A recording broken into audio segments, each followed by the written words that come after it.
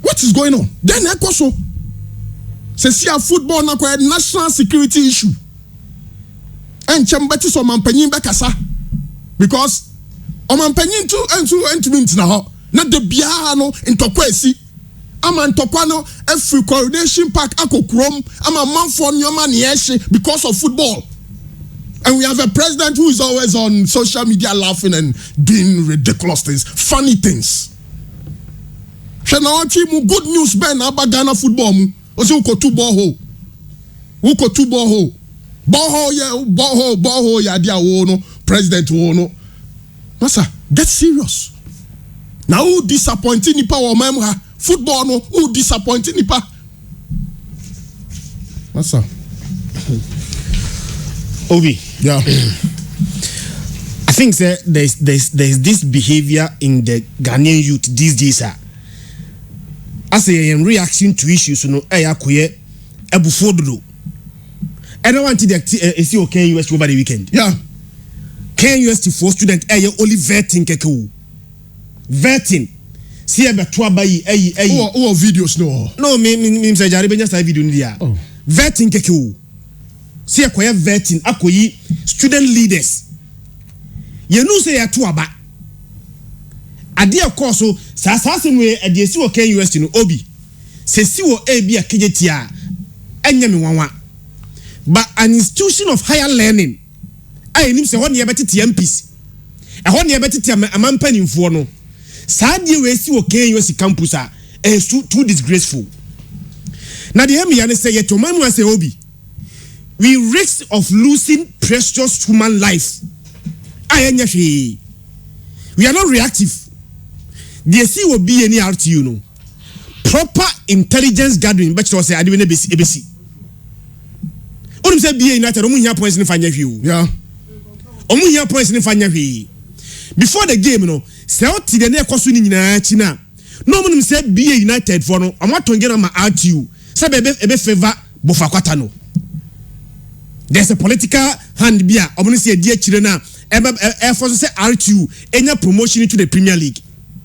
It's so that intelligence ki twebia. Unim side we dear than Kebesi. It won't say besi no. Then I think how ye.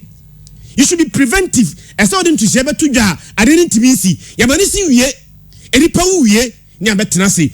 Near ya making speeches. Ya making donations. I brought the precious life lost no. Ultimately regaining. Et no asem no besi ni nyina no empanifo do maso to fam kitwa bi fo aso to fam tie utie ya unim say dey ya sadi we ebesi it got the first thing and careful so you say you should be preventive as all this is ebe to ja ebetimi prevent sadi we ntimi nsim wi they call so KNUST campus and live on Facebook no now higher institutions higher learning okay 204, 205, 206 thereabouts no. Now you all university no. Na se bibia be koso a enye great hall. Usuro kura say great hall no. Ube say ye be demonstration kura na enye great hall ye mfa ho. Se si ankwala na in fact me ntumi nka so me ankwala because na me university na me mate all prempe na ne papa ye me mate e university. Into university there your mature students wo ho. But say Great Hall and a Katanga boys any Unity boys Great Hall no na mo koko masa okay some be we school no dey mo be we na mo wie na mo pie ba na bo nsa brabo no edin e buru Katanga ni Unity nyoma na mo ye no me kai say e wo university na branch be a friend Bombardier ono na ye ko ba bia beti pow ye wie university any 1 year na so asi na wo say ye ntoboa ekoma no ye ka kire ne say Bombardier ade ya otutu yi ebe sai waso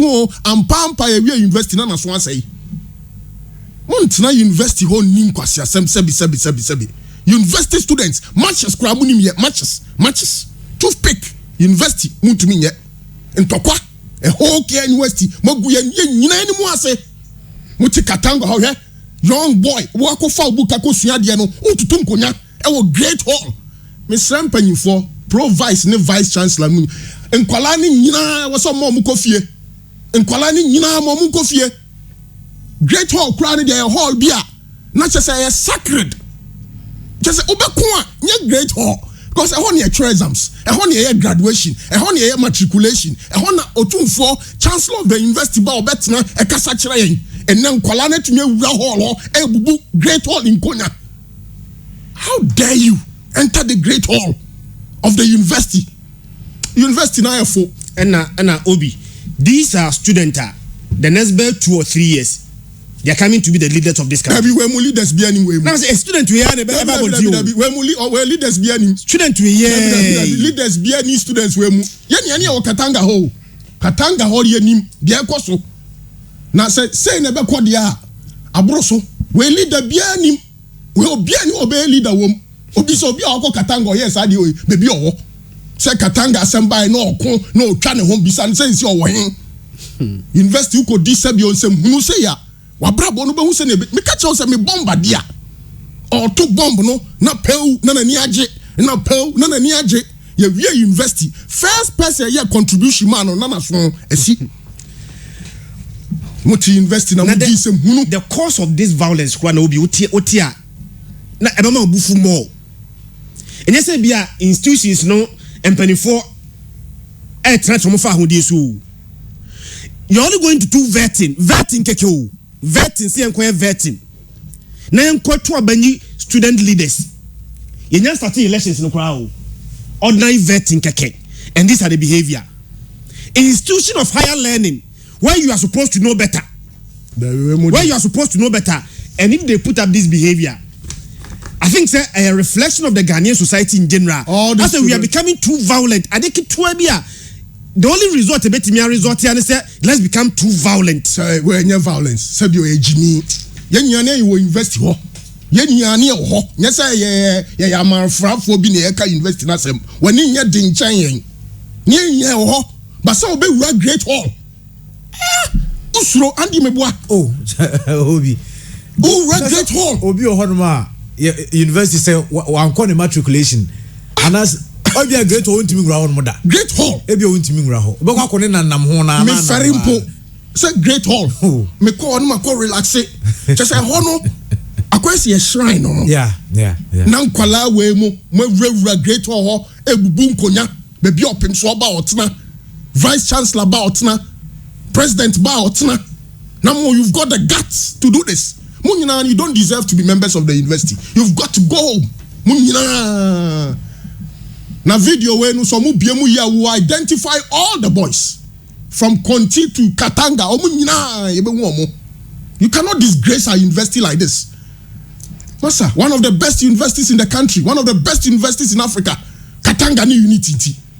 Nyago bene dokuno na mudi. Eno dokuno gobe na mako class na masaba. Then amu ye school mo. Nkonya na mububu no. Obehwe mu nso no na omo parent ni bi no. Answer sana de here for masabi here for mana maami atutu botom oh yeah dada bana dada ba o adajo de koyewi at this time Africa cry ko fa baby girl akodi pizza here for ma joking school is your only route out of poverty ye do akọ school make say maami ato ne ntoma o maami ato na japade maami breso betia school fees to get you to this level. Like seriously, I go and put up this behavior. Sadly, we ukoye or the university administration, ukoye or CCB, ukoye or baby about baby association you do for say or my CCC association you paragraph so. There be unse or adaya association you and ajo you I faculty side faculties won't say one chain honey association I say library kit to be home no refi dia ya de mano refi dia de mano. So yes, I know man or problem ni ho. Na great hall there. Hey, great hall. Those times, great hall. When you jikra se uram. When you jisa o great hall. Me ko Kenya manche slip and fan great order. Manche slip and fan great order. Ten bia me ko great hall no. Me make sure say my official. And I'm dey ko great hall. Say me share slipper. And I'm share t-shirt, normal t-shirt. E dey ko great order be. The Great Hall of KN University and a unity in Katanga nti mabatuo we ya politicians say rem etuetu escano and no na mo say Great Hall no da ben na mobile university ho mo da ben na mobile university ho Make us say is lower ne pass for one lower ne pass. No serious student to do this. Master university no mamen kanche mu. University no will shape your life oh. Abrabo bia obe born neno and one out to us wako. And I'm telling you without any regrets. Obi oye violent we invest in mu bia no e di na chi sa obey violent sa unya hwepa me say me classmate na so asi ye wie school no any 2 years na so na si wato bomb ne sa bombardier ka wakodi gobe ne dokno otumi di gobe ne dokno ka bomb onim say wiase na no ano no na so no asi minim ba bi owo sesi a ye tua obi a crown refi no wako investigate on ferry ade great hall na akoye nyoma bi sei masa Echna mo din no beba mo mrante ni nyina obi a full list obi a din beba mo nyina no be kofie mo nyina no be kofie dia maye no so no university no de mo nyina be court on be charge mo nyina. What sort of nonsense is going on at the university? KNUST na bibi be koso na enye great hall mon koye no baby Royal Parade Grounds na makono makumo ho masa keep the sanctity of the university. Katanga nti na o Katanga no ba order be unity no be da order be joking nkwa na mutu nsua de wo wanya hode tutu akonya na yehwe de be sia obi gena make can say unse a translator ma the Ghanaian youth is becoming naturally violent. Previously nanka Ghana fonti sao Ghanaian was known to be very calm. Even in the midst of Abufuo no, we are trying to be very, very calm as a Ghanaian. But these days, the Ghanaian is becoming extremely violent. And until now, oye penimwa, udi kobi anymore. And so you're more preventive. Me see the see what Sunyane be any RT, you know. Odo aso to from kitwa bia na nse ade we besi. Okay, yanko Sunyane, yane enua bebu this year ba coupe Richard Kwaku AJ or Service FM no eyewitness to this whole incident also El Coronation Park. Bebu memo achemo akwa baba ya dwumade so. Enu akwa bna obi free obi try no so mejo so. Bebu fo so mo tia o. If you have ye na then also ho ya de. I have them the question say you are Coronation Park say referees in some of can say 10 o'clock on Baba to us no. Yeah, be United abedu in a sprinter bus deep blue color. O ma bedu. Be United e ba be match no. O ma ba. Match ya tututu no mo be match no. Asana referees no catch. Referee ben. Referee maso hands and in entourage no mo ba. Yeah, no ya ball no. Yeah, ball no. Ono wanya hoɔden so be di match no. Obi ya ni mu bi ndie ye nim say a strategy a ebetima ma na nya no ho free park. Na ne okoduru ekira wonya kuru wo ni wi a okodu na ne no na ekono dia ka ekiri dia on fa ho. Sa bi na ne ye mu ni ba class ne dia gidie. Say ebeye en wo mu make sure say the captain no ho, match commissioner ho, 2 captains no. And the GFA cameraman now buy an ankasanso. I'm recording a live say referee no matter but any I bet you the legal process now. But is where the be trying to say or kind of under duress. But be a faba. More shake up. I see here about 7:30 Rich RTU4 Edru Tamale be 8 o'clock in Anope. Inti RTU there mamo expect you and I make say by 7 I maybe no because no go no do omo do no omo call no na o man but no mo dey so be any on so anya inti the referee naka referee so I'm told some down o barracks referee no barracks Odumase barracks ono Sunyane New Doma barracks ono Scorpion inti hona referee no koda soldier for no nchen Anra 8:30 p.m. na omo fa no free Sunyane Municipal Police Headquarters. Edi omo eko hon after so actually statement nyina awie. E wona e very difficult so betimi akọ was e be United supporter and so LG complaint ya no. Our police station the say ya ta na say ya chew ya arrest so na ya grant you bail. The name say ontimi enko saa nti omo koda ewo barracks o ma soldier for so ma teams no dia work that dey kin at 10 o'clock no do mo banti be for dia ba mo ye warm up but on a conversation me nya the opportunity TV official of the home team BA United and name Hasso Hansen or making a point clear say Coronation Park pa no barracks so about be match say pa there and you use a new phone so I'm on neutral venue about the game no nti na the mo no okay Rich yanko ya chikakra enra na wo stadium ho dan na see here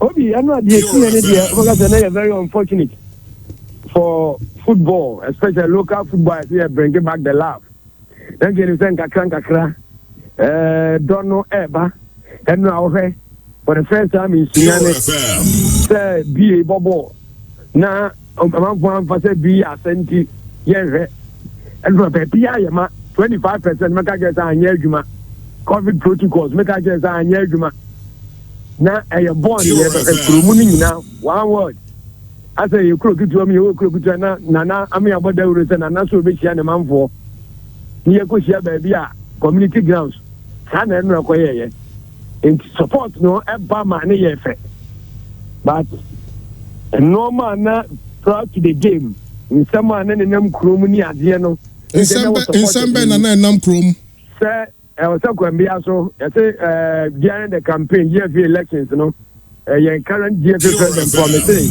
yagonura fee say I said this year oba make sure say Northern region will get the premier Emma Nancy referees also cost your program with Tamale I want to say it to make sure say a team from Tamale be qualify and you started from first one incident SEC or Tamale. Now, Omubi said, no, I can so on 5 at the timber, but the BC water center, especially BA, where I say take action, your cruise anyway, and Yanuya, I saw Mumma say, can be out of some support to a BA nothing, no one said to you because Obi, they're not Obi the RTU na di kan na ya mo no match we 52 points na bofo akwa e 52 ana Arsenal and so e wo 50 and you read these three teams mean now so traditional teams are more supported am nyina so ani eden it na say battle no some match be able no open and e open secret Arsenal for support to be and then there was a delegation from Bekum do I know more about against Wasunta. But Arsenal supporters were present. Our coordination park to support BA. But for our supporters, Enra, we stand our coordination park. Now a higher mark with brass band. But for our that supporters, a BC that. And Rich, so more. Bofufo, and supporting BA United. I will give you video. Bofufo, stand down. Brass band. Or move voice for us supporters. Very Ben one na ojina mu a anyumi omu etwa to support BA United ebisi da ebisu si bio ebisi da bofo support BA bofo support BA Brekuma na support BA enya easy and then not that kind of unity no na are very strong say ube breaki. And then somebody be going to say referee and the referee over here Juma ever. And unfortunately, there is this Obafako official last Wednesday. No, what GFA secretariat. And that message came from GFA. What chance on the meeting air course with GFA concerning BA RTE game deployment. Any idea of Modeba? That was last Wednesday. The Thursday. And the buyer started getting referee, a man is the BA, military baba, and military is a Friday in Shatramani Mighty Royals. 2 teams in Yano, Yabande Womu, Ominani, RT, the bomb match, home. And the incident you see here from first one, March day 7, and a March day 3. Yabandis have 2 teams, Omu home grounds to be Ominabon Sunyane. So 2 teams here, but no supporters in Route 20, but military buyer. And then among them say, Nanya the Omoki, Omomidi, prepare Sunday.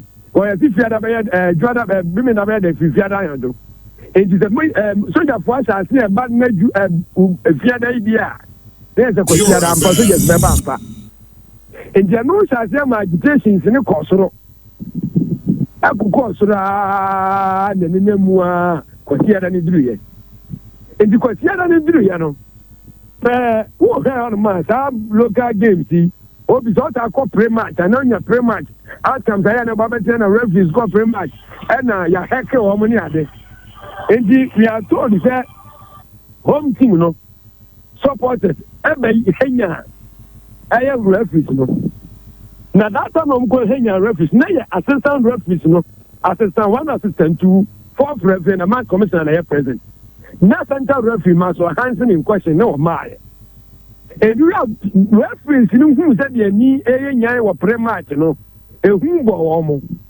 wɔyɛ allegations edi the supporters na ɔmo yɛ president na me no ɔmo didi nkɔmɔ ne kan sɛ referees na assistant referees na ka kyerɛ ɔmo sɛ central referee na kɔgye 12,000 Ghana cedis na ɔmo de ɔmo nka ɔmo nkɔgye sika biara na mpo ɔmo ne nyina na firi Kumase ba ɔmo fra no ɔso ba di kan wɔ sunyane ɔmo bɛduru yie referee ni hɔ no mu bi referee yɛ late on record pre-match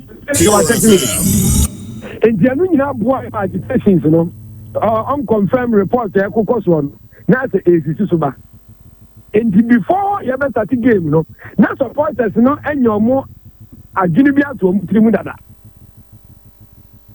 na baabi ɛhyɛ aseɛ firi yɛ nie yɛbɛ ɔmo bɛyɛ ɔmo map no mɛma o pictures bi sɛ wo phone no bi to a me proceed ama wo ɛkura mi sisi a anti you supporters atu nkosua mako 5 ɛkɔ park ne so ɛne nkyene a obi kosua ne bia no ɛtɔ hɔ a ɛbɔ wo fa ho a yɛakyerɛ Arabic words na egu ho na bi yɛ supporters ne ju ya na ɔmo to a na ɔmo nso akɔfa na ɔmo ato de kɔ back ɛhɔ na ntɔkwa nketenkete sɛ ase di firi yɛ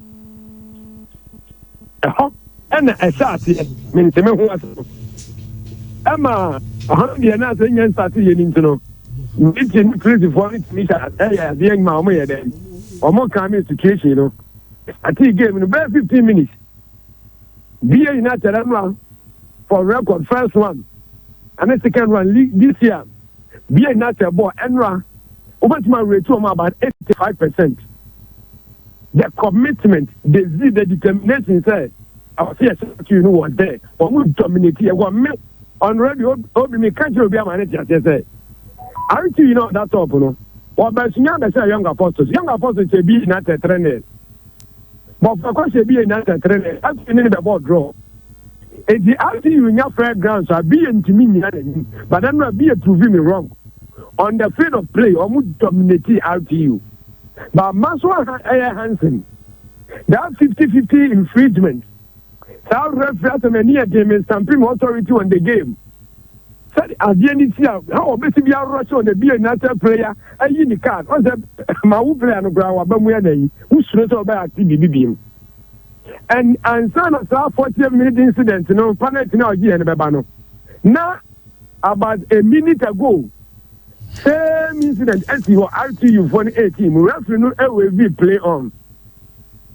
na no ya the second one at the BA United German supporters no ebufu ya no obo mu boy no do ma player no tena so so your video ni bi ahwe ni video no RTU player bi abroad there but bi na hina no boy ni atena ball no so okay ne nsa nka ball no ne nsa nka ball wana nsa nyina wɔ n'akyi eje bianca ofiri ball no so to from a enka baka ne nsa but nyuru ne nsa ɔtena so edinye bia wo pa bibia ya sɛ de na supporters na kekana obi onye that infringement no nti ano na kofa basabasa no ba ya supporters ni huri ya na ewu ni kinga ne de that de ne ne omo ye good say wo huri every mole stance mu one match is park so I jump for them Ghana Olympic Committee omo no many share mo benya because in that perimeter ni huri there unhu ba bi o be fraba and omo efa park na enu mu sampa Maso Hansen obi referee fitness test there's no way so betima free leader and as he like 100 meters hurdles ɛsɛ saa mmiri yɛsɛ aseɛ ne yɛde ani hwɛ ma so Hansen because obi tumi to no wɔ fam na wahuri afa so ne ato no soro na wadɔgye nti woyɛ last baabi ɔkɔ na wahuri ɛna wadɔgye nti wɔsɛ ɔdɔgye saa woti ne kɔ fam baabi ɔkɔtetɔɔyɛ no na wahuri atoa so bɛyɛ 3 times no baabi a video no show sɛ wɔdi mmirika no ɔkora na hɔde yɛ third phase na first phase second phase ɛdi kan kɔ so ɛno adeɛ hopi mewura wɔde ma referee no ɛno ɔkyerɛ sɛ ampanani ɛden sɛ adwuma no sɛ yɛnokorɛ sɛ yɛsoma no sɛ ɔmɛyɛ adwuma a na ɛm sɛ ɔno ankasa no wobɛtumi ayɛ nkɔ sɛ neyɛdeɛ no a wɔsuroyɛ no obi na ani Rich just hold on manya message be free referee bi hɔ mean to me money deɛ ɔsɛ Maxwell Hansen just arrived in Kumasi. It was so bad to the extent Hansen was coaching the RTU players on the field of play, telling them how to play for a penalty. Yeah. Hansen might be sick. This is from a referee. Weekend, the Onusuko D match. Terrible. And this one will be not as a predetermined mind, the supporters in Enyano. I know, now I know, and this will be a crash of the Timako because. Soldiers don't even go on Kwajo infinite and Romana Bear Scott. So the Canadian say, Sasa no can ya Sama also where they or can we free. Said you more because Romama now first half no and the Romama uncle. Then just so could do dressing room on my back. It was this time Bridgman did anybody no, the beer go okay. Anna, yes, a quack to us, and the airport was a dear one all headed towards being not 18-1. A new dear cannon was about to the 4th official. Any man's commissioner no na hono de ni tira anye ye ni say na da za ba say na aba no na outside the foreigners e wa inner perimeter mu ka foreigners a omo menye approve zo ma wa inner perimeter ana hono so sa ba inner perimeter na supporters every asori fi omu seat so be gina inner perimeter na ki enti obeka kire omu kwa na happen to be there obeka kire omu say onye penalty no na omu ko dressing room first half omu mabiem to the moment now, what signal team goalkeeper say a goal kick almost similar. RG supporters so. At time do you know me say kai. I hear me ha. And we team kai na bo na ba.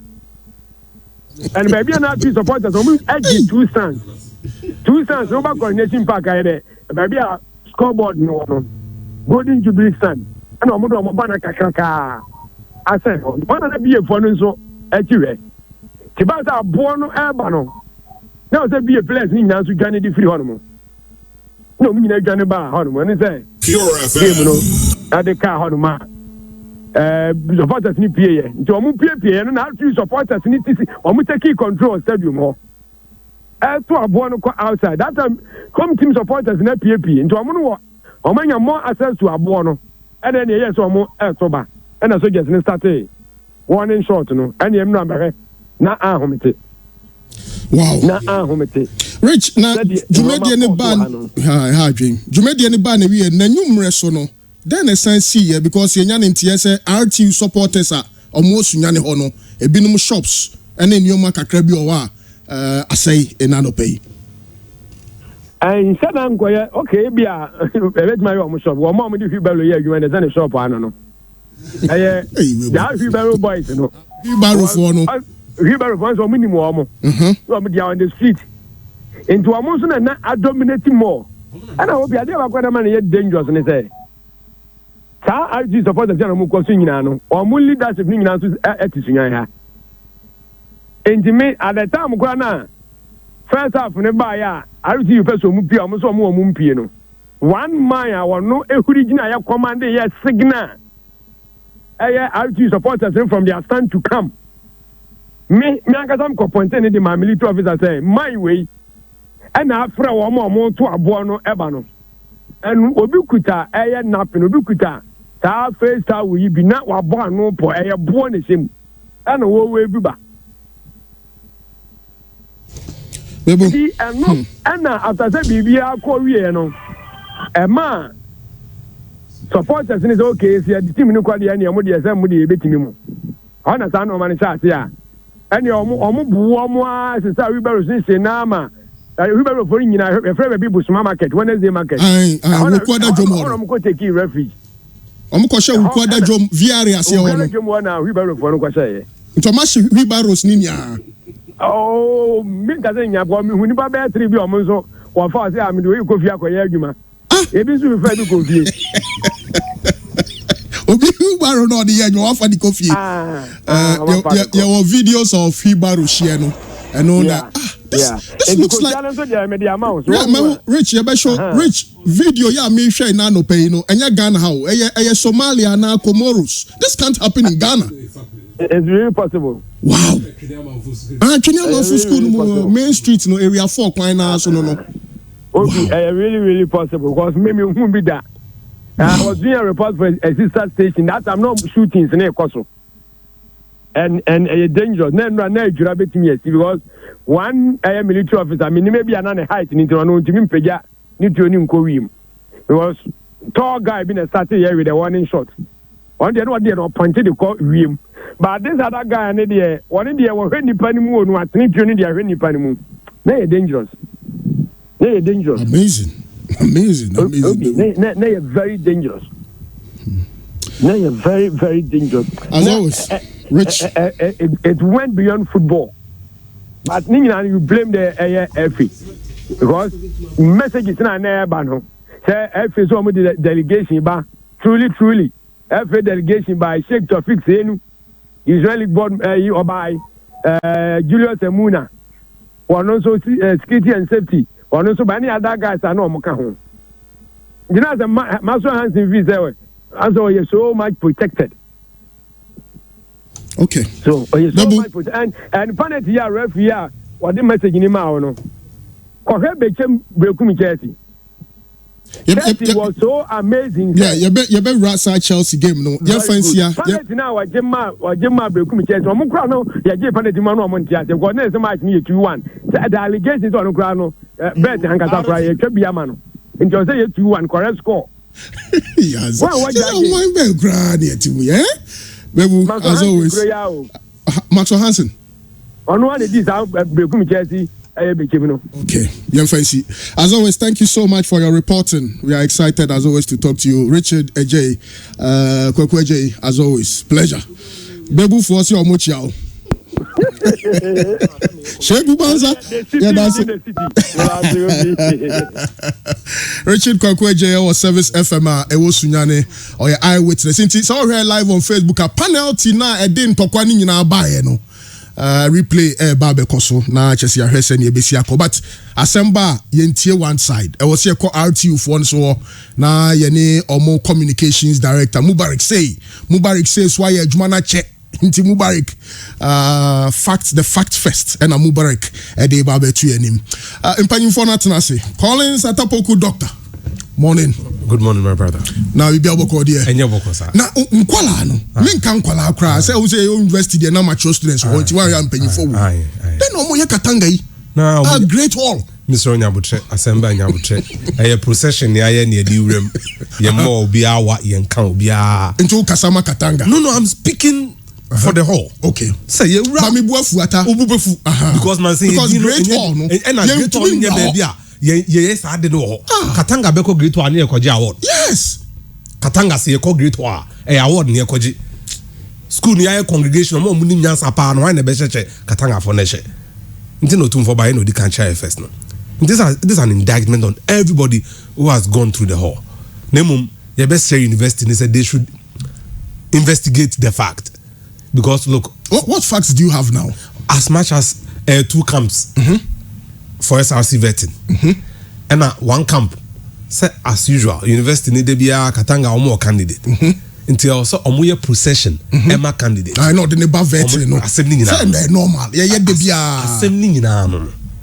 Then one candidate, or the campaign manager, a graduate student, tells his boys, "Adna momo maba."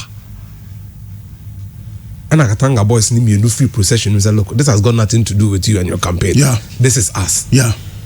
Now no crowd here. Now then the boy in the cow no ankasa ninsem. And then the Unity boys so we say Katanga boys too no pay free procession. Then we start throwing chairs and stuff. Now we are great hall. That be Nim Guasem Pa. Great hall dear. Nim Guasem. It's a sacrilege. Nim Guasem na we would brief everybody accordingly. Send over the years. Nenya dear this year. We would come out strongly. Okay. Ref, good morning. Good morning. Referee Richard Apia, Deputy Technical Instructor. Regional Instructor. Elevation. Yeah. Wow, regional instructor. Yeah. The whole Ashanti region. Yes, exactly. I'm sure you are embarrassed today with the actions Sally, of... I'm so sad. So sad. Referee, I am embarrassed. Referee, I am embarrassed. Because when you are in such a problem, Basia, a problem, big problem. Sir, scan this what I say, sir. Good morning. Good morning, Obi. Now we be a boko there. Nipa fam e boko pa. Nipa fam. But there are so many things to it. Absolutely. Me ba na me hear the way I will see Hiti chante. Na me my Jesus and Kenya na ati baby ati na. Ka hwan e bedunja. But it's all good. Yeah. Cat for us and the Atapoko he would descend on me. But you see, now Christian make a very good point to me. I think the whole thing got to do with orientation. We have a problem with national orientation. Sure. If you drew baby, we get employment and all those stuffs based on merit. Sebi wouldn't quite say we are kabehi. But Nippon Muye we no obi on ejuma da ho we school abeye. That is the problem of society and a problem of Ghana. Najuma da ho yeso nko school mra me. Ti de na wo ka say wo be wie school ni shape oba obe hunu no ono wo hunu bi. Onwie najuma da ho. Enti ebema no kwan so wonya de wo ye no. Ba se de na wo ka no. The Great Hall. Great Hall. You see, at a minimum the orientation that we give students these days. So or the orientation will name how sacred the places are. Me assure so obedi juma person odi bia, but drew her something will tell him instincts. Be pim na say there be high fanko. Yeah. Naturally crack. Scan say Great Hall. You be try must necessary your former visits the must no funny yeah. To give them reverence. Yes. Into who said your man no said no. And such a nice place. I think one of those issues and so has got to do with the way Nansen. The media. When there is this riots and I say revolt from the youth and I say you malign institutions not do. Just security presence or more try say on best of what the security man be den sako kan obi. Kayen ka the students na ye no. Ka attention in abeko the excessive force ebia military and police use on the students. As ye yama institutions na ye keto adodo. Masses na ye ade pe especially the media. Ya na ye aggravate the reaction from the security no dodo. Na ma nipa na why na ade no afa no ho adi. Too bad. I don't want to go into it. Yeah, run some na share discussion I say. Sad morning say. Some of these youth no routing this year. We say because of unemployment. School. The school is one of the ways they reduce unemployment. When you are in school, you are out of the employment market. So when you find students behaving this way, they are unemployment because you are not in the employment market. You are in school. Behavior of the Ghanaian now.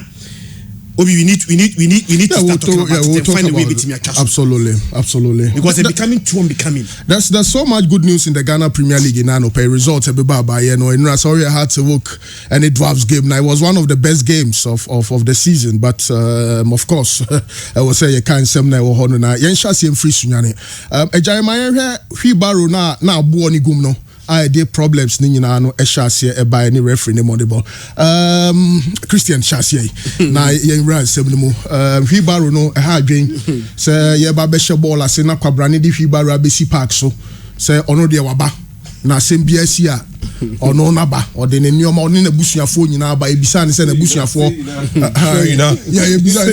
ebisa sɛ n'abusuafoɔ ne wɔn ama ɔsɛ aboɔ no na egu adeɛ nim na waba no ɔne ne maame ne ne kwalaa nyinaa ɔmo abɔ adwuma ɔmo bɔ ɛbɔ.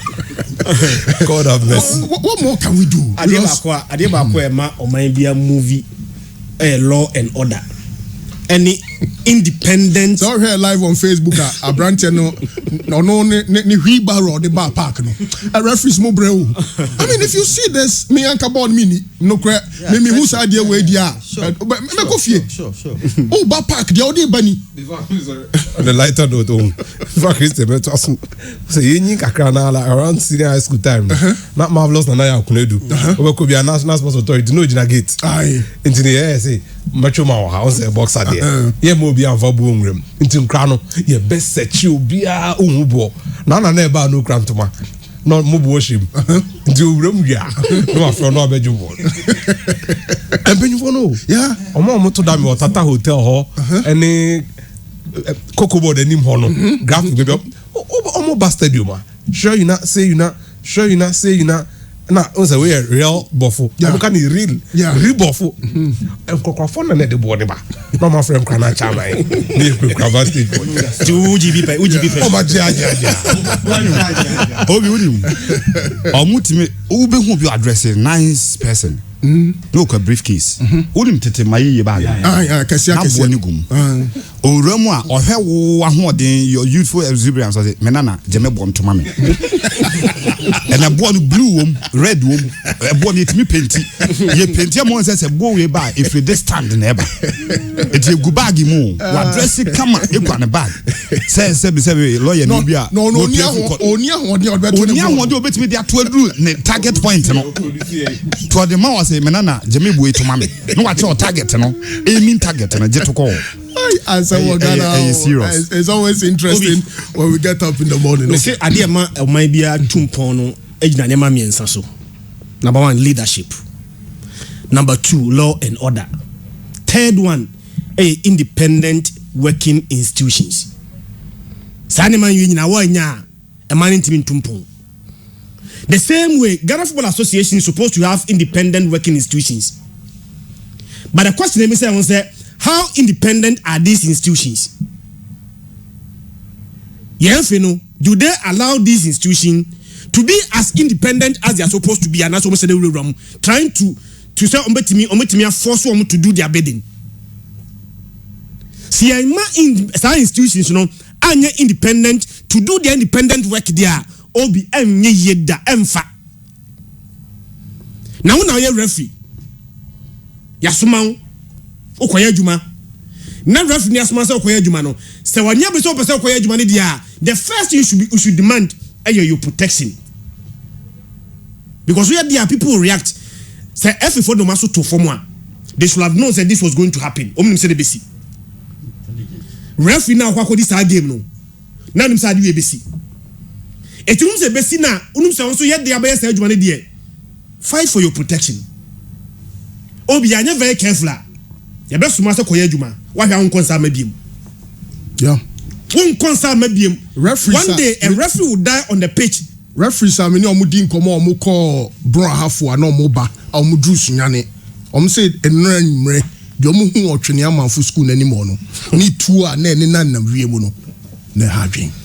Na anopenya they say ata they say see ya me re SI eho mo ni say asemi enyina siwie no. Coronation Park na for asa kudina pa som kobobo. Anu kwana was e be sa kosunyane ahwe still now. I didn't na besi na FA I didn't na besi na Ghana Football Association and release any statement to this effect. Taking an action. Said the CNA we are taking this and this and this and so action against omo yes adino. Obi mekai pa se Legon City's any draft ball able league game. Said draft omo referee. Just verbal attack keke. Threatening to be the referee. Yebe will say the entire drafts fight against relegation because of that incident. Yet omo points because of that incident. Omo referee. The FA were very swift in responding to this. They told Legon City. and then Legon City nya points 3.3 goals drafts na no ono ebo fie na one fan in san can referee no ye wie no na drafts elusu sa game no ya sat no 3 points and 3 goals. They acted very swiftly. Men kai kra na me kai say Campark na ye Karela ene Mediama FA Cup game incident is here no adia chi ya the next day the Campark was banned. FA release statement on my last paragraph of the statement say the GFA wishes to sound a strong note of caution to all members into bracket, especially all clubs, that the slightest harassment or attacks on match officials into bracket, referees, match commissioners, GFA cameramen and women, venue media officers and players shall be dealt with, I say, severely and swiftly. This is the FA statement. Abro Mobani Karela from the Campark. So I'm attacking Mediama no. I'm going to statement by. So what be said ni bia no as early as possible, as quickly as possible, you be punished severely and swiftly. As a message Sunyan Coronation Park, you heard the reaction from the FA. The ayam yakura na me di twa to na me wie ni say Dreams FC dey no Obi. Dreams FC senka ye Mediama na ya Kiabani omo. We'll get to Dreams FC. Yen wie sunyane. Yen wie sunyane. Pese ye kota male na yenya RT for no so side of the story because it will only be fair say beti RT for no so asem be kwa the wood there e hoso asem no because according yeah video emu yi na che say me FIFA for next FIFA president who video o best rea say hey referee ben let me because but you know the uno case near a bit complex in Tibela a trendy pa. Oh yes, a trendy. So by this time the CAF president ni FIFA president will be okay ata yen ra case ni sanka obeye madom na wa bossa audio no mi no amamia audio no cheche mi mu na hwan RTU player oye me madamfo a me ye adwuma na o send me some message we kwabna anope ya nya anope ya we just before bofakwa eba besia akotamale no okay ensema ye di hu nkomo nyina no ata ya na me pe context life without context is nothing absolutely so tia se asem no kan na wa ni kan kwa chira anhwe bia na no asem ni si ya on tia se ati yo munyo obi abone okay na so ne ekoso ozone no unless o benzone no enye sa on tia se we ye RTU player asema o ka che me ata sa me kan che madam for bobofa kwa na mpacho ti okay Hello, Tamale City Coast, Omasisi Oma, the penalty at Yomo. Ashomo Trewan. And you Sunday, oh, but Tamal have a paying. Unimobio, catcher and a semasa, Tamalano Mobano, Ome bonus simple now. Omo out in show, Monomon Quasum dream, and a sadia, Omo Omunim DBC. Koyako, what I train the supporters, Yomonti, I said that the catcher of your call, and Swatraman, Kranza Brukum, Bofaqua, Nina Omo. Omu prepare place and they want me boy concert asa unim de oka mo anu ne ja did out concert we ko break unim kwasi asema mkudie e kon kranza unim de koto e Pure FM e ko bofo ko unim kwasi asema mdi kire omunya hu hwe kura minim Stephens so man supporters ne out for na kobo ma omunya hu hwe kura sa microphone omunya hu hwe all this why RT supporters so my din na kwasi asem na mo di kire RT sa o ko brekum kwasi abobo we referee the 10 minutes na ato so 10 minutes ne about 10 minutes ne abo be 20 minutes o mo she go we are no upon match no na o dey na expect e ko bo for kwasa sisi sa penalty no majority ayo Sunday on pe kura mo me sita me na me ka che oni mo bi o ha ka kire no wow this is a player this is an RTU player I wouldn't want to name him. But when push comes to shove, I'll name him. So what I say? Footballer, no, footballer. Ne catch me say. Men can't change new footballer. Say so pa. Mane matamale nibi. Na duly. Omu kwa yano so. Omu go omu meyesha omu. Ba yesa bom pa. Omu lusu match no. Yeah, bofakwa. Yeah, bom pa. And RTU are clever. Na asem we ansa na meti makebi no. Ma men kwa cheka kre bi misreo. Okay, in 2 minutes. Okay. Na Ghana fu hu baby aye free ba. Zone no ho. Ye bo pre si e be starting league no. E rumor because obi eni wa wetimi de nsense ne bo say asem we aye kan we na kan na we na kan e na zone e be tom say Jones Alhassan Abu any Ketokreku Ako Tamale Ako catch Northern teams ne say Ombema ba kwa Premier League this season right from the onset yeah and I started saying he was one and I na sa obi anyere the first time I record Bibino na RTU about to see Atreman in the first round RTU players in the bit quality pipe reason here then besides RTU new boy Hanan said they didn't know abesho go on Atre or should go ne dia kwen RTU for no players no any team officials ye bani Atreman kwabna unim region num kakra ye yi Atreman free Atre no ye do mu ko Sunyan that's 15 minutes drive yeah ntino say Atreman e bobo e wo Sunyan Coronation Park e waton chine ka be 3 bus be 5 omo nyina beba omo fili punishment no after all Atre ye West Sunyani yeah and a Coronation Park e East Sunyani nti sa na beba as if that is not enough ye bu RTU re no aye banning Atreman no the next day na Brekuma Arsenal e ba besia akobo yendi Bewa United and RTU fans ne say bunu bi aye bunu to mbe show mo ho no ma boom and a players ne omo kasa ya no mujaye kwabena ya anti hunribiem RTU ba Techiman City similar thing nearly happened and a police for Jojo ano and RTU koye asembiensi then Nikunya wa manafu Bofakwa and Mighty Royals another incident kwabena menka se obi se me se me gina ho RTU name Kranza Warriors on Kranza ye pon ball no 40 minutes na obia gina center circle e bo aba pa sa na onim born ye born Wednesday ni Tuesday na ket any GF na koto bunu se omo ni omo kasa omo ka chen Kranza for no omo 3000 Ghana na omo ani nsebo ni bia biem FA president called Tuesday Wednesday no mu charge atum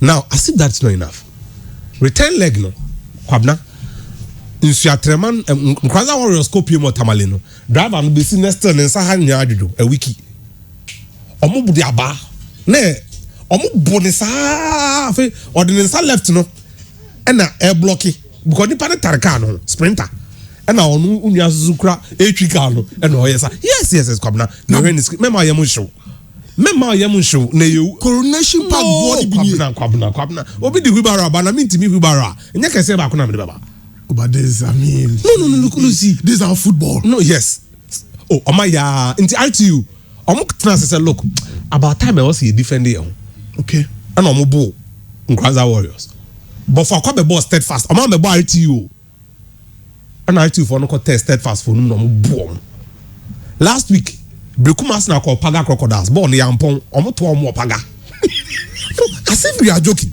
enti omo yes and your money in area na abunu teams say that's why we come back against BA United and then that fear into Akremobetu because but for last match I'm only Brekuma Arsenal that match would eventually decide who would qualify because it will be advantage RTU and Omoba from Friday the word in town was that RTU the military beba vice president the town Mochi every military man you saw at the stadium yesterday of Liberation Barracks New Doma ne do mu free buy ewa ntino ena ya beduru enra ne de no so no one the FA is not doing enough edika omo sha omo se major barragement major akojisika be akojisika ena be major kwa abonte ka twem se mesrem ara mamu ngu manim ase na menyi obi asika me akwa me ka bi jensa chairman ja wa discard ye no mo ka na yi o se da bi obi anya obi asika so kwabna enra ne esi ye no na be bara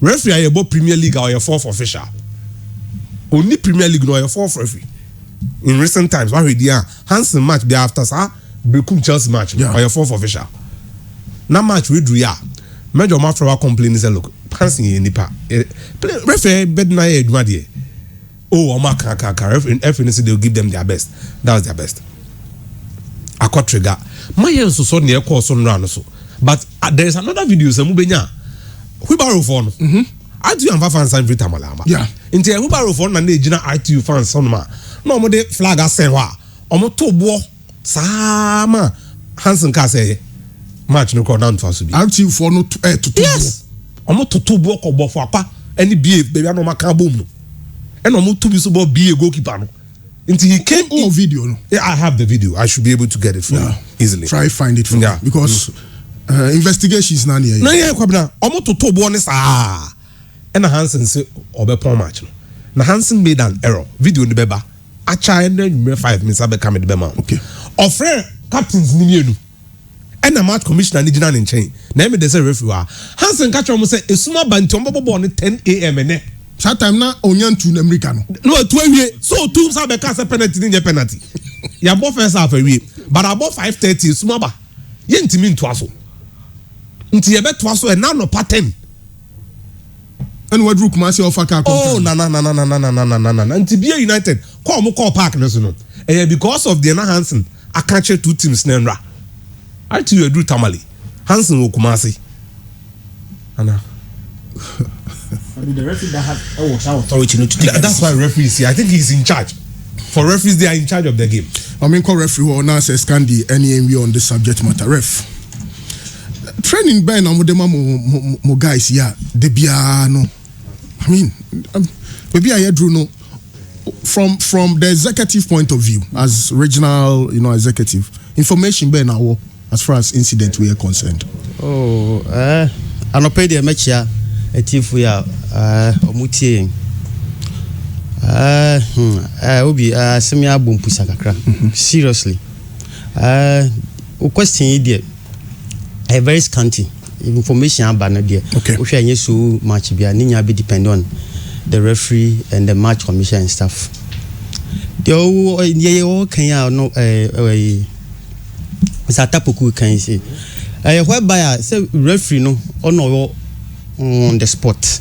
Until when I be kase at that time so much translating for kakra sometime until be na sumaba but you can tell the match commissioner say be a sumaba na bia mintimi mo nti two captain now friend ni nyina ye but say mu nyina mo assess say a team nti na captain wo captain dey we are for we team nti so from na we tsa we na all kan whereby we are na so onu fi say wa trankete ana so so be born anopa e so san obetro ama efi say match no esumba mentimi ehun ti ye be born anopa because na say so mu bobo na say ya force maje bi ba ya ade you can say you born the next day anopa na say time a minute na mo ye mabo asoso that's the whole thing until so no na can dia na is accepted on that particular day there minyi ni say bia wa fuma na say bibisa but say nda ho no ye dia no so e won repercussion to obi de metimi aka no.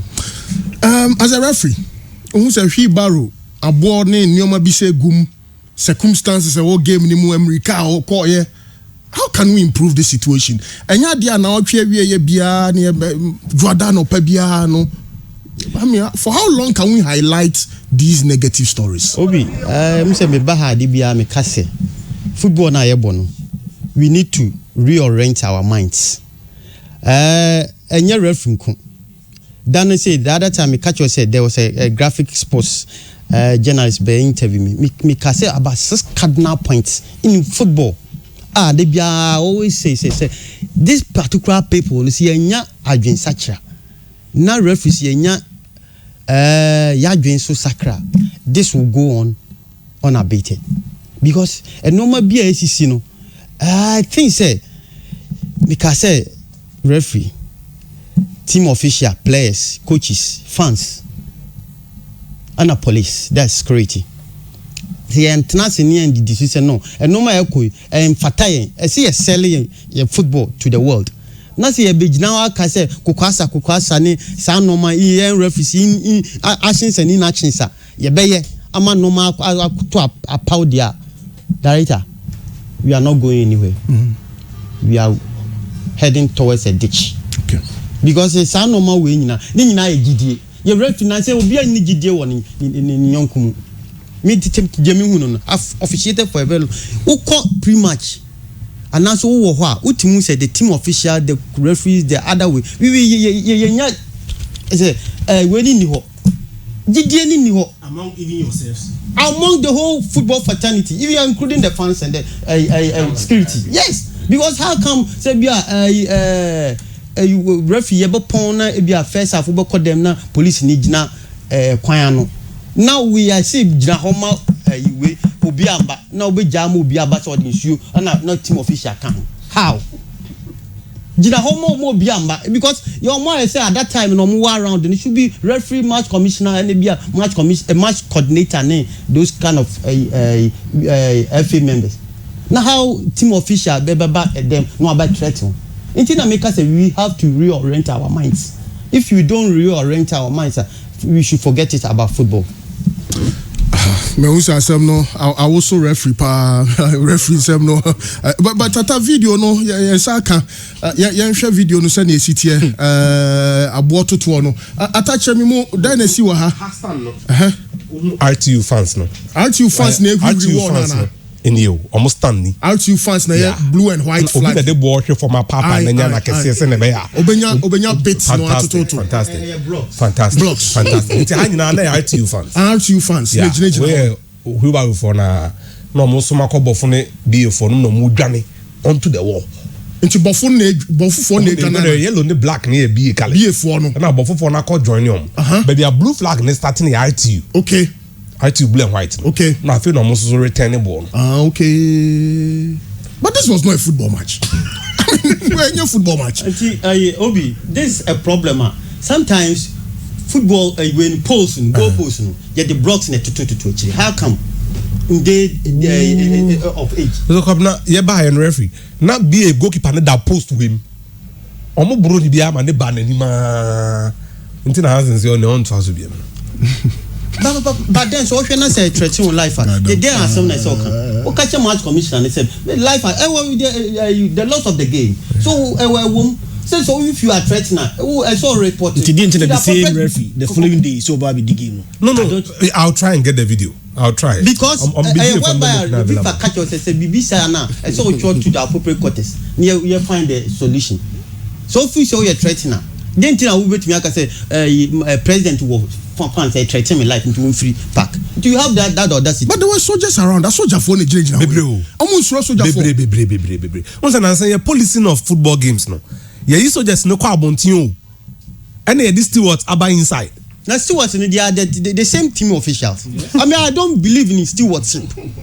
but what I say stewards then they in that perimeter no the team the same thing the moment of the day near soldier ni ba boka chose into referee penalty we awaji ya omo yes into off okacha referee because Obi you say me share quote Mr. Hanson me me quote at all still anya Richard Apia yes so why say stewards Becca say training we am by steward because the passion in him no and that particular time be on your point there he will turn another leaf so stewards need there maybe them the most important thing because the security you say reorient our minds about football Seskandi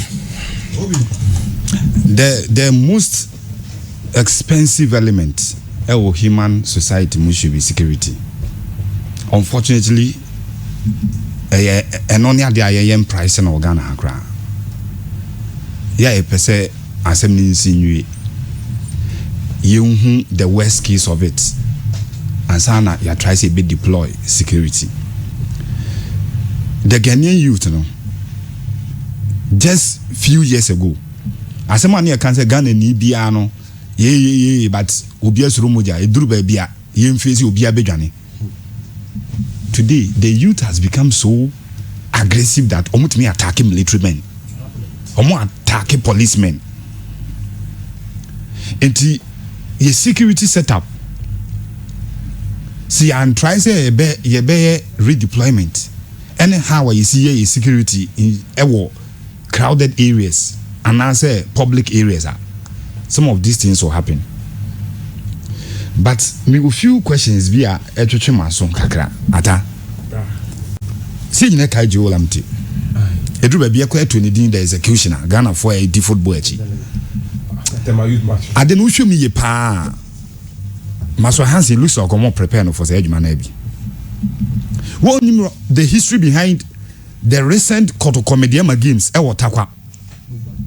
About 4 of those games, Emutre Maxwell Hansen handles our games, and then Yakotamano from Premier League straight to Division 1 was onkodi saa game na Mr. Technical Director adeya ye hu ye opa just a friendly advice. Sure. Tell Maxwell Hansen say adewe a bit more taking a life referee no kwa no hobby enye Ghana ha referee enye professional job. Excellent. Ukodi ane ma osika. Catching say adewe a bit more taking a life onyai obaka jo so onyai. It's up to him actually. Yes, simply because our referees ama now we can orientation of our minds. Fantastic. But referees always give confirmation say game no mood and yet the interest any nipa na kuma na wo game no. Football obi gradually yenya third party interest our football results mo ebro de wo bobo no hia. Be any out you neighbor. But obi bet manya interest o mo ebro two teams no so. Bet my third party. Sure. But for kwa wom. Brekumas na wom. There could be a third party kwa ye obi a ne sika wo interest wo game no. Betting. Why investment wo game no. Etie bia two teams no kwa may not be violent. But all people a wo coach you almost say game we results ha na mpesa me ko nti mu nze nkọ ho a munye bibi mami. Interest so atamada say today there are people who bet on first yellow card. Ghana Premier League. First row. Ghana Premier League. First half, day. Obey the 3-1. Yellow cards. Ghana Premier League. Fena mintibi. Nana otia. Mintibi. Nana otia. Meso mi yeska. Opa, mami send them out. Karela. Results no against Mediama. It was out before the game.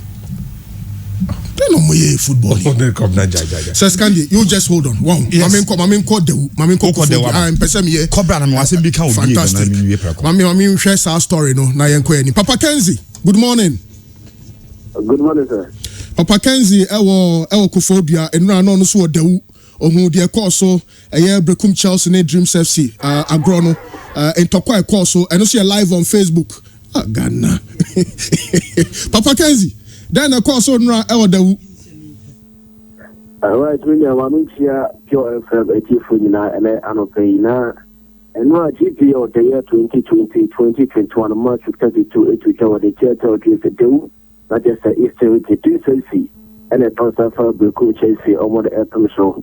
Now give na kasa the first 45 minutes no SOA 4-4 Julia Nunu at the 2 minutes show Smaba Kuntama and I branded the college family ya Eshegu Edema Brekum Chelsea Buku na Chelsea ya Omo internet ante and first half no it in the Panelli second half no ever to so two teams in the critics by Nadia Obia 18 Eshegu Bima give no 18 Panelli and I didn't know you know and ye ko say ye ko smart conference not just say Kuchi Finya straight in the Aqua Casasi no Mr. for him give no Eddie FIA into you drew Honoma Chelsea ura dressing etan so ho ana yehu say coach edema bugo re Brekum Chelsea assistant coach get up to Henan Apu one coach and get father class for the head coach edema Chelsea bugo no omu eji ensemano na mi say ebia ha ntokore sase from the pitch and say you know sase from the pitch and so like him the air pan you ehu but dressing etan so ho we yima we na we yama we na we yama we yehu ya say already up to Henan Apu or no assistant coach ever Brekum Chelsea edi ke to nsa ekopo father class for the head coach edema bugo get Chelsea Papa Kenzie hold on o say okay Abdul Hanan eto no sabo Verich Dreams FC ni coach no Obonasum how penalty na then see ya Obonasum and na make say yeah you bufra ho de you is we yi semano we yi ma we na we to ma we semano yi and no mu yi you ya ne say Abdul Hanan edikato ne sa itoto ne sa no first be or no ntina mo bi ba on say the place no na separate those two coaches and guys no mu di defense staff na chino to say Abdul Hanan so omu bubo no from but you almost would be pa the noon the nimina sumina mucha before say police force promo. After say police for promo almost so coach most somebody in APL Carbon to know say one staff member of Jesus say staff member that need the circle fast stick police for that 9 and also for playing over the name of party stick circle ball coach Abu Timupima men right there now who several power the church of days and then security all na so any because Brandon to Conoco so police Makume Sape and now police Makume Sape and now be 9 to Quanisi na and into now almost a Panamo Kwana staff number question who kwaya or the Jana Kobo upon the kitchen la I was just of this na and yet the Kakara Minya. Now you say essential for your boy who is Ghana football or your league no. The man I kono na Senya found the club at the city's name. Come official CB so never more year yenny and say Minya. It's no I was just of this day. Mujapa and a Prabu on your day up to Henan Abu.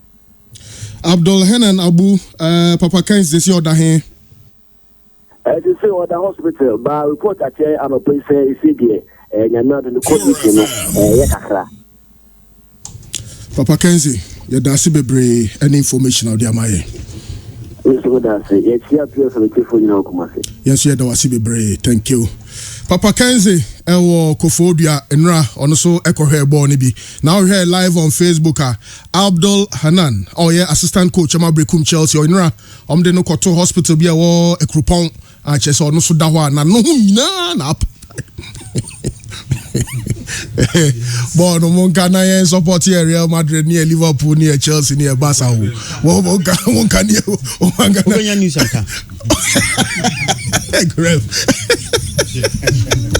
Let's can they wrap up on yes, Mame wrap up. Na atameti bi minim so on so telia. The unze penalty no was overturned. The supposed penalty no was overturned. And come meeting say yes, one of the referees I catch a B for say neso munya ambotre because boy nye penalty na no woje. And no mum ajaging to be penalty no mutigu mu ebe ye de omoye no. It's the true decision no person watching any day after penalty no je ya out you for so omompene. Was it neso komunya ambotre because enye penalty na woje. The referee hey. Obo wese no ye den. Penalty. Penalty. Say. Penalty na no neso munya abotre kakra. In fact, what I'm hearing is an assistant Nika Chen said no, that's a wrong decision. Yes. Just a referees ni nyinati or mu communication gadget. Decision wey dey yesraw. And the problem is back good. Eno na nkomo am di kire say. Osi na say BF onya abotre onye penalty na no woje. Waje. Eno mu etigu mu say waje penalty. So penalty waje. Waje penalty. So time when I saw already the true decision na no person waje no. Ena be right to fancy no way. Penalty na di ka je nti overturn no. Now the stance nechi. No stand man go. The stance nechi. Obo wese no he. They are drumming and dancing. Yeah. Okay. And almost ano. Oh, but no. And the problem we woman say, and run now time a game in the that time na we on set near issue until menya the reporter na on point unim time referee Maxwell Hansen every two captains no every match commissioner the can every GFA cameraman say on so camera nsi no was be can no a hona problem start free. Unim say a regulation no. I the board this season no. And ke better guard you straight away. Home team no ebe suffer the point for future of the game no must suffer point deduction. But referee no mum as more kan camera ne say where the nintin ye pon game no. Force majeure. You might even have a problem so more appear for today's game. Yeah. No, but what he would write in the report, any the camera is no, the hen befa. So Obaka say weather no. Ana ama say visibility no. Obi a wo hu anase. Report no say visibility weather force majeure. Obaka the force majeure. No, I tell you a question. Obaka say ntokwa basa see because my dream is yes I need to escape. Yeah. Echina bebo no bia koma echina bebo nti so control the report mu say ntokwa nti na opon match na no over the camera say me ana no Ochon Tokwadia, send Tokwadia violence now, but until we can't continue the next day. A force majeure to say whether or not what can it be because you over your report, a flight report, so and a whether near very bad into Yentimiamo, until be a china bet ye bet wasso. Into call ya wait for every bed a bet catcher or say be a montwasso at this time because they be 5 minutes in a case. So yeah, no about 5 minutes in that wasso. But yes, but a word yeah, violent need those kind of things. How can you say violent? The Bema Assembly Cabaret thing. The Bema Cabaret thing. You are a law student, and they say, ref, you know, and Kassan a fair cameraman, fair captains, and I know. So there's evidence to that. Yes. Or not afraid 2 captains and a fair match commissioner. And no cousin, one fair cameraman, my GFA cameraman, and yet teams in Obiadio. GFA cameraman on nature independent videos. I mean, I don't know. And what can in camera say? See, I know her said the time now, Cono. And see the room such a tiana. Almost started second half no moon. Until the end for game no question. Okay. You see, report no must match with us no kind. Absolutely. Asembe Debbie. Yanko Grace Gift Herbal Center and Laboratory Services. So your stroke, hypertension, typhoid fever, malaria, prostate cancer, enlargement.